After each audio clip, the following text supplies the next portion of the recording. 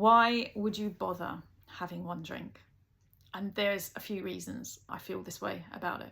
The first reason is you are really putting yourself at risk of slipping back into the habits that you had, the whole reason that you decided you wanted to stop drinking in the first place. Reason being that it might just seem like just one drink at one special event.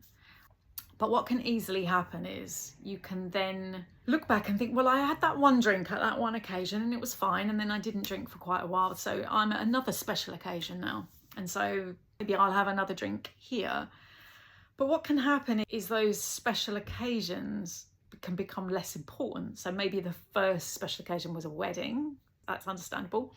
And then maybe the second special occasion was a birthday or an anniversary or some kind of party like that. And again, you feel like you should have a drink along with everybody else. And then maybe another month down the line, it might not be such a special occasion. Maybe it's a work drinks for some reason.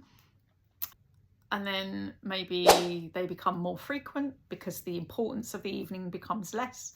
Before you know it, you're having a drink just because it's Friday, and they just become more frequent because you think, oh, well, I've only had X number of drinks in set amount of time.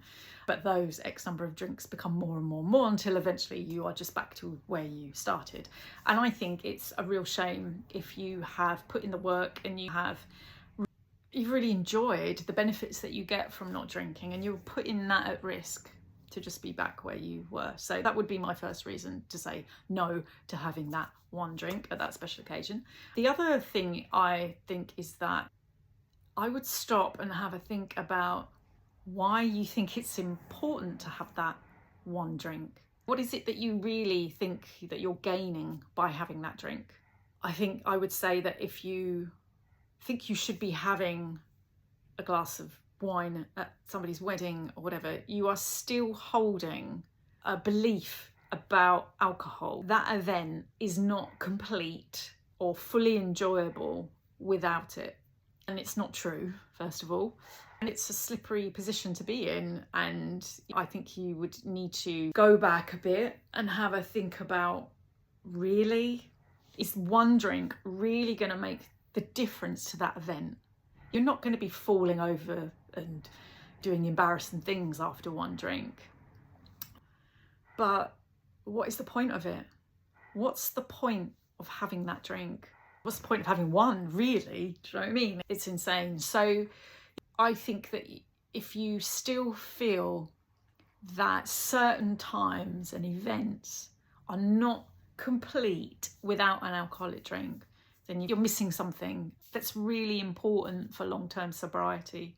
And that is the fact that you don't need that drink. That drink is irrelevant to how good an evening you have. And as one drink isn't going to do that much for you in the whole drunkenness and physical stuff that you get from drinking, then what would be the point? Why put your sobriety at risk just for that one evening? And also, just don't forget what alcohol actually is. And that is just an attractively packaged poison in a glass. And don't care what other people are doing. Don't think you're missing out. If other people want to drink, that is entirely up to them. But you had a reason to stop drinking.